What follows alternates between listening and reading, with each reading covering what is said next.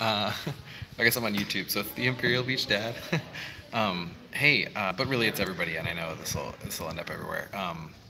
So a while back, I had posted that we were going to this MRI and really wanted to know what was going on, um, and then I liked rather to hear the results of this MRI, and then um, I didn't really post it after that, and I had a few people inquire, and I just kind of I had posted that like emotionally we weren't ready to talk about it and stuff like that. So let me just tell you what happened, and then we'll get to the hope part. So yeah, what happened was we went in, and the MRI report was stable. So like, yes, stable is good.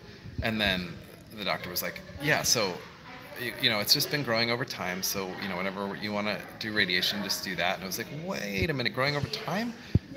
We keep getting stable MRIs. Doesn't that mean it's not growing? And um, he's like, well, when I measure it and this and that and some other things, and it just kind of became evident in that, not in that conversation, but like we had a lot of questions and he didn't have a lot of answers, and it became evident that we've been talking to my my oncology radio. Oh, it came back. Oh, YouTube signed off for a second. Aiden, what's up? Yes, I remember Aiden. He's super cool. Um, okay, so got back to my story. Okay, yeah. So wait, is it growing? Is it not? He didn't have answers for our questions. It became evident that we were going to see my oncology radiologist, the guy that would be giving me radiation if we were doing that, and we were going to him for all of our appointments, and we should be going to a radiologist. Turns out that's sort of like the center point of the spider, and all these other doctors we've been seeing, neuropsychiatrists, neuropsychologists, my chemotherapy oncologist, all that stuff. Those are all kind of fingers of the same hand, but the hand is supposed to be a neurologist. So we had just switched insurance, and specifically had worked really hard to keep that one radiologist and my neuropsychiatrist, because that dude saved my life, like for real.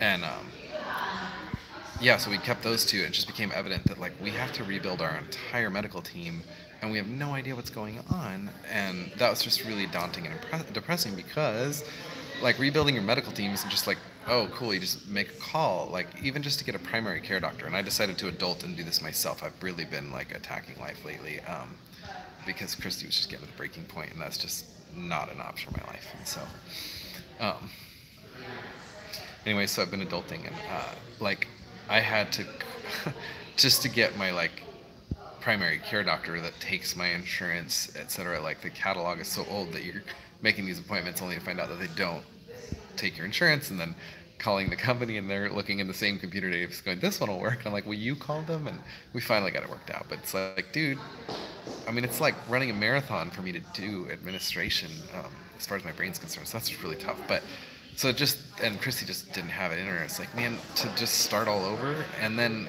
it's also become evident that we've been 18 months into this listening to the wrong person just because we like him. And most of the answers I've gotten about symptoms are like, yeah, I mean, you need to see a different kind of doctor because tumors do weird things, or rather, it was more just like tumors do weird things. I don't know, and now I'm finding out that it's because we should have been going to see other kinds of doctors. And so, anyways, like that's what happened. So we got to the neuropsychiatrist, and we finally did. He's like, "Oh, you're on this anti-seizure medicine, and because of your medical history, we know this will give you extreme bipolar disorder." And it was like, "What? That's what I've been. Is like crazy manic depressive, all this stuff." So we changed it. Now I'm more normal. So I mean, I've never been normal, but So anyway, that's been daunting and stuff, but we've been learning a lot. We've been going to a brain tumor support group, which has been awesome. It's all these brain buddies, right? And they're caretakers, and we just kind of every week or every month share our stories and where we're going and what we're learning and stuff. But it's put on by the San Diego Brain Tumor Association, and they've got or foundation, and they've got a ton of like great resources and knowledgeable people helping to run these meetings. So they were mentioning a bunch of stuff that would be super helpful to us. Dang it, where was I going with this? Sorry, I'm really kind of brained out here, so I'm trying to focus. Well, yeah, including this. Right, so we're right where I'm sitting. I'm at UCLA. They are a research school that has a humongous deal. So basically, this is where like the who's who of brain people are. They're putting on this awesome conference for patients and caregivers. And so we're here, and we're learning so much. Like my mind is just blown because I didn't know much about these things and about the treatments. It's just super, super rad. I'll see if I can show you. Just you're not gonna read my notes, but just look at the. Oh, can you see it? Oh, the computer's asleep. I got my computer out to make a video, but I'm not. Look, okay, so this is just my best note info. UCLA, stuff about them, brain tumors, okay? Surgery, what does that do? Well, I had surgery. Radiation, that's what I haven't done that yet. And it's not because I'm necessarily avoiding it, I just don't know a ton about it, right? Cannabis, everybody wants to know about that. Neuropsychologist, again, this is the person that really helped me. She was my first favorite as far as doctors went, MRIs. So it was super fascinating because, like the MRIs, that's where we found out that my brain tumor had switched from an oligodendroglioma, which is what they took out in surgery, to an astrocytoma. And it was like, no one told us. I just read it on an MRI report, like after meeting with, our wrong doctor, like meaning we were trying to put that square peg into the round hole, because he is a really good doctor and we're keeping him. He's amazing. Just that we were going outside of his field and we didn't understand that. What was I saying? Oh, yeah. So we asked him about that. And he's like, yeah, I don't know. I mean, tumors can change. And yeah, I don't know really means go find the right information. And it turns out. I asked this guy did this big thing on MRIs and all the other kinds of scans that we can use to find out different things. And I asked him, I was like, what we take out in a resection, and we put that under the microscope, is that trumped by later an MRI image, or is it like MRI is a guess until we get in there? He's like, yeah, no, it would never trump. Like the gold standard is what we pull out of your brain. So good news, I have an oligo, not an astrocytoma, which is kind of cool. Oligos are a little bit more defined cells. They don't have the little fingers that creep out, which I feel like fingers want to crawl out and grow more stuff. So whatever. It's still a grade 2. It's still malignant, it's still bad news, but whatever. That's just kind of cool. And again, I didn't know that. Here I was thinking I had this changing tumor, which seems kind of lurky and weird, right? Yeah, so that's super cool. And let's see, what was the other one? Oh yeah, neuropsychologist, super rad. This was the one that really helped me understand the way the brain works, all the different parts and how they do stuff. But then, how is your brain going to react to, say, a surgery or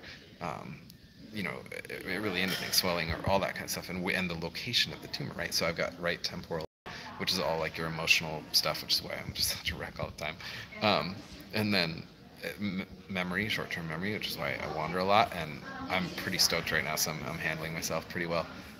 Although I've gotten lost a few times, I loop, right? But my memory's just so bad.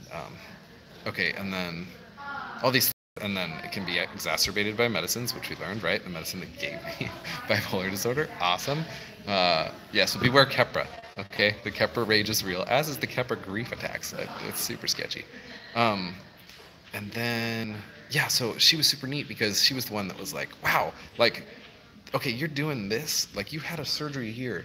The only way I can explain, I did one of the tests, she's like, that was fun to watch. I've never seen anybody do that puzzle perfect and in that amount of time. It was like, what? It was super neat, but she's like, but you have an injury here, so the only way I can explain that is that you're, here. But I'm left-handed, so my right brain should have been doing that, but I was still able to do it, or able to do it very well. So she thinks I'm brain dexterous. That's a word I made up, but both brained, and that was super neat to know. And so this is the same kind of doctor who does that, but I only really got to meet with my doctor there. Just once for the assessment for disability, and then another follow-up once later, because I think I just stopped in because she was so nice and had questions. But I just was learning about a lot of therapies and stuff, and that essentially life is brain therapy, because okay, so I can't remember, and that is a problem. I also can't I can't organize, so doing things in steps is very difficult. And this was her example was okay, so you can't organize, you can't be able to go back to work and stuff, but you can start to relearn to organize by making a sandwich every day, and not just a sandwich, but start with that and then work, because it's you're assembling something, and you can learn these skills, which I thought was super cool, because 18 months into this, I just started making my own food, which is super cool, and again, had a lot to do with seeing Christy in turmoil. It's just no, that's not acceptable, so. I just kind of went all into it, but it's been working. I've been lifing a lot better. I've been surfing a little bit less. Apparently, I've been not crying a little more in this video, but I've actually been crying a little bit less. Anyways, and this was super cool. I learned that your brain has no nerves, right? So it can't feel any pain, which is why what's just crazy now, they can do these awake craniotomies, which are nuts, because they they push on your brain like physically with a little probe while it's open, like, and you're awake, and they just got like a cloth thing here. They showed a video. It was nuts. They push on it and go like, okay, try to read. If you can't read, they go, okay, don't touch that part. All right, try to talk, and they can talk, and they move their finger, and they can't talk anymore. And it's like they're doing that just with a probe, not their finger, because they're mapping it out. They're actually taking these little like sterile stickers and sticking them on the places where they can't go here, can't go there, can't go there. It's really complicated and crazy. You guys are learning a lot about brain stuff right now. I'm just stoked on it. And again, I didn't even know this information was out here, and I'm so stoked to be getting it after finding out and kind of then freaking out that we didn't know anything and that we'd just been kind of, don't the doctors just tell you what's next? And it's not that way because you've got 15 doctors that you need. It's all complicated. Anyway,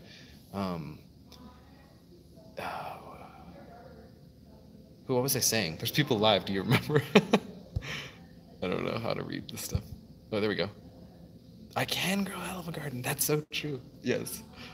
Dude, that's awesome. Yeah, I've been gardening like up a storm, which is cool.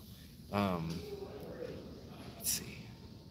Neuropsychologist. Oh, both brained? Maybe I was there. So I was asking what? Oh, no, it was... Do you guys remember? Different parts of the brain, right? And then...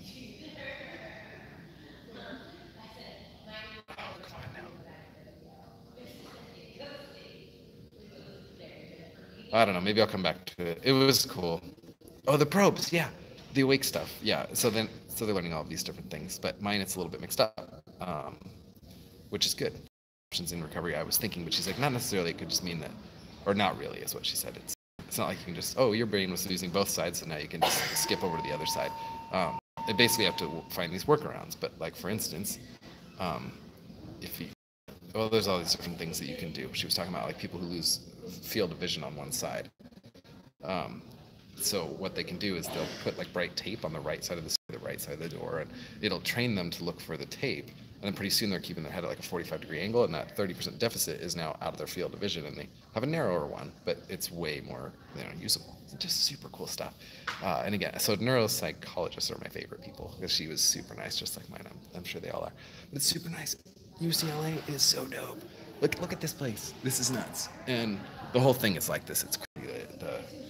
Like I went to U of A, University of Arizona, and Northern Arizona University both. And like it seems like lecture halls were more like half domes that like went in and around. But here it's all like glass and like windows and views. It's good times. Although traffic was kind of crazy getting here. We had to take the 405, we left at 4:30 in the morning to get here. But we are spending the night. Dude, it's like a getaway. Thank you so much to our grandparents, or rather, Chrissy's parents, who are watching our kids. That's super cool. And yeah, we're gonna get a little getaway out of this, which is cool and also good because, like, I tapped out for this last thing. But back to the. Okay, hang on. We'll come back to this because I remembered where I was going with that. Sorry, the loopy conversation. This is good when I do video vlogs. You don't always notice this because a lot of times I'll clip it back together in an order that makes sense. Because I won't remember it, but I can watch it and remember it from watching it. Anyway, it was that your brain doesn't feel pain. So also, if I just had shoulder surgery and I tried to do too much, my shoulder would go ow and I would stop, right? Because I have nerve endings that go, that hurts, slow down. Your brain doesn't have any nerve endings. So it was neat that they can do that in surgery, but it was super useful for me to learn because she's like, well, what will it look like when your brain is too tired then or can't do something? It'll show up as irritation. It'll show up as frustration because you still want to do all the things that you could do and can do, but your brain still wants to do it. Like, for instance, if you lose the ability to speak, you still want to communicate. It doesn't just go away. And so what's cool is that, a different part of your brain might operate singing. So people who can't speak sometimes can sing. How cool is that? Like a musical, that'd be awesome. And or you can write, so different parts of the brain do all these different things, but super neat to kind of realize that, like, okay, it's not, your brain doesn't just get a headache when you're tired. Like for when your brain is like, tired, and I get brained out, and then I just get emotionally shut down and all these things. And she's saying, like, you don't just need to hide in a dark room, like just lifing is recovery, just doing that slow. Jim, what's up, dude? It's good to see you. Hey, we're at UCLA. Is that anywhere close to you? I know you're north. I didn't bring a surfboard. Christy and I discussed it, but we decided to wait on that. But yeah, so good news. I feel like we're getting more information. I have all my steps. In fact, this is kind of neat. Oh, result of my adulting that I talked about earlier, when I really just was like, okay, I'm gonna figure out this administration. This is my medical records. It's on a CD because you're like, what? Wouldn't it be 2 feet tall? It is. But this is cool because we just looked at so many MRIs and learned about so many different things. And we're looking at all these examples, but like on this disc, and just like in case, I even brought the disk drive for my computer. So we're gonna, tonight at the hotel, we're gonna look at my brain. Yay! But it'll be cool because like now we know so much more about it, and especially having gone, so many times. I don't know. I mean, I'm just looking at the report, because we weren't talking to the right, guy. So tonight, now that we know so much, at least we'll be able to educate ourselves a little bit. So I'm super stoked on that. And okay, that's kind of our health update. But I will just say that we are doing much better. The kids are really thriving under me dadding a lot more and just being around. So basically, it went like this. The first 9 months after brain surgery and cancer, the whole family stayed away from the house because I couldn't be around noises and I couldn't be, it was so hard to run our life because I just was so jumpy and ridiculous. And that was when I was crazy emotional. So the Capra bipolar, thank you, makers of Capra. And then it switched to like, it was getting too hard for them to be away all the time. So then I had to go away. And so then I was just like off adventuring all the time, which was super fun to me, but completely overwhelming to our family, right? And now we're at a place where I'm just like going, and it really helped that I could drive. I knew it would, and as soon as I could drive, I hope you guys watched the video where I got my driver's license back. It's called Why Life Will Never Be the Same, and we celebrate with burnouts in the 67 Mustang, so it's a good time. But I knew that was going to give me a lot of confidence and allow me to contribute, and it has, because once I got over the teenager driving, which took about 6 weeks, I realized that, if I drive really gingerly, Christy doesn't get sick, and then she can enjoy it, because she was like just driving every time we drive together, and then I was still running errands and dropping kids and stuff. But and groceries. Okay, if you watch my Instagram feed, a lot of times I'll do stories, and a couple times I've kind of documented like grocery shopping, because that was one of the things I started to life again, and I had to go grocery shopping, and the first time it took me 3 hours to just use like 4 WIC checks, and it was like a crazy pirate adventure, treasure map to try to find it, except it was really scary and I couldn't scan it. It was difficult. But I did it. It was three hours. And then the next time it took an hour and a half. I was like, yes. So I'm definitely learning there. But she was saying, again, like if you can't remember, right? And I can't. And even like writing stuff down is tricky because I have to remember to look at it or understand why I wrote that down. But she's like, if you can use visual memory, right, which is a different part of your brain. So picture, okay, I need bananas, and kind of go through it that way, and then write it down. It's gonna like help your brain kind of build some neural pathways that way and remember. I was like, oh, that's so cool, good info. And I'm jumping all over the place.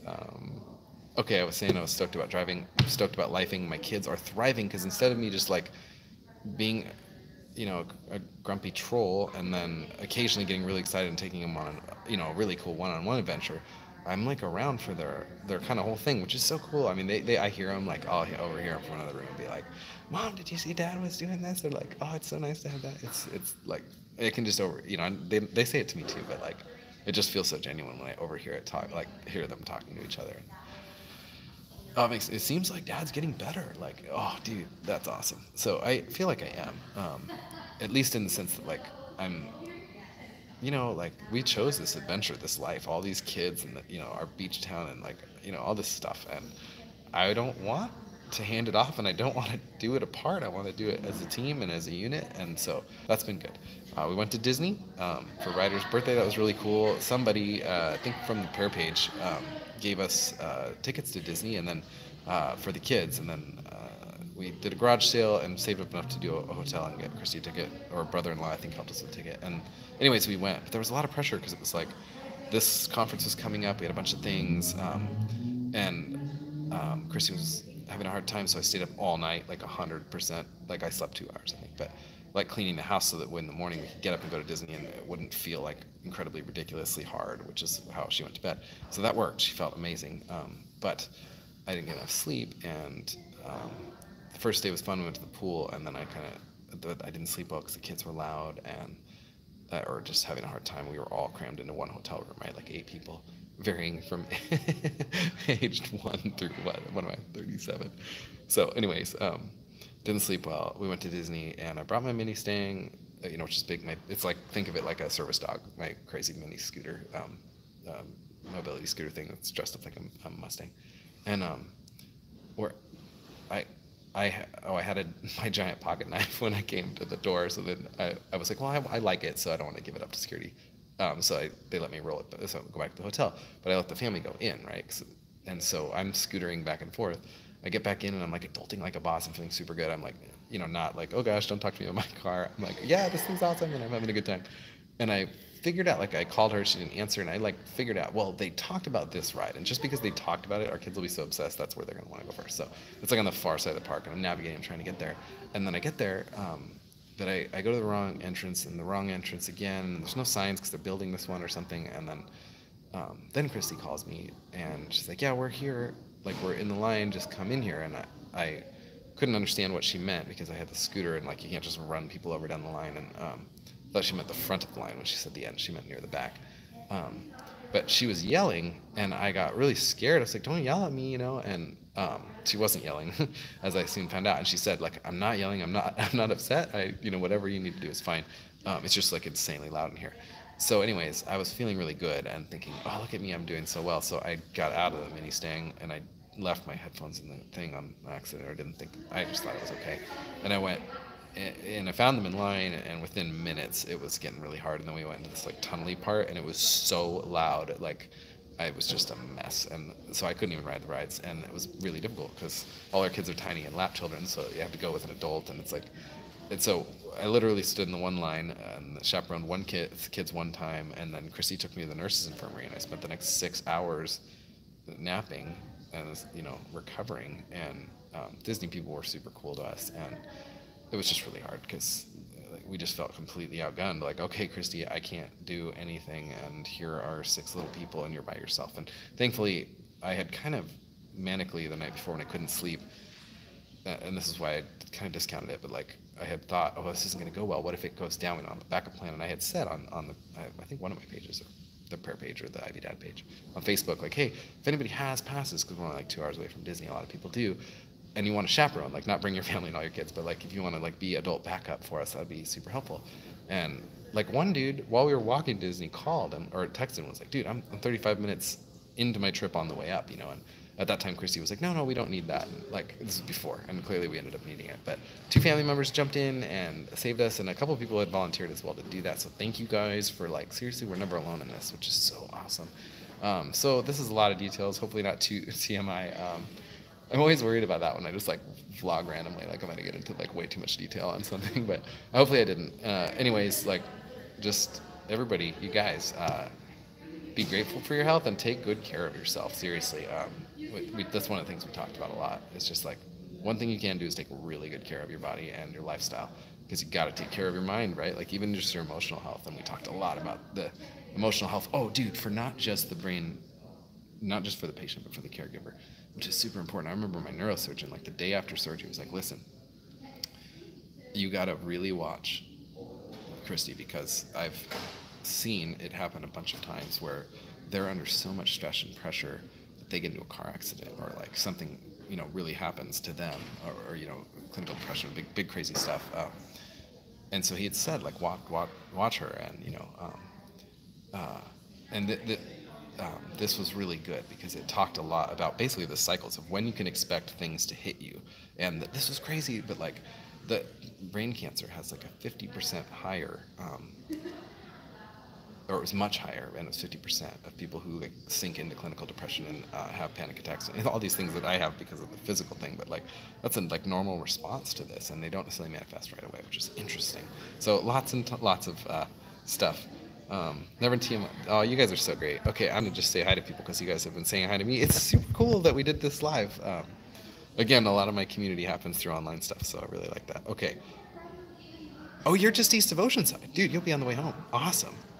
That's good. I'm not good with geography, but I'm getting better because, again, it's like remembering what's in there. It's in there. And she explained this too, that like your long-term memories are stored in a different place than your short-term memory. So where I had the operation is my short-term memory, which takes in your thoughts and organizes them and puts them in here. And so that's why I have no short-term memory, because I take stuff in, but then it doesn't know where to put it. So it just puts it in the trash and hits delete. Ignores that. Are you sure you want to delete this thing? Yeah. So it does that, and yeah. So anyways, but I can relearn stuff that's in there. Like if I find it again, it kind of draws a new path to it, which is cool. Aw, thanks, Liz. You're always so encouraging. I really appreciate that. Actually, I mean, so many of my, I call it you guys my Ivy Dad fam. You guys really, really are encouraging and like it provides me so much emotional support. So thank you. Um, all right, well, oh, there's another comment. Yeah, dude, that's good. We will do a mini surf safari because that's really close. We actually used to live in Oceanside. We first moved to San Diego. Okay, yeah, I love you guys too. Everybody have a wonderful, wonderful day and stay stoked because you know what? Today is a gift, just like every other one. I, or middle-aged man, well, I don't know how to stop it. Yeah, I want to stop.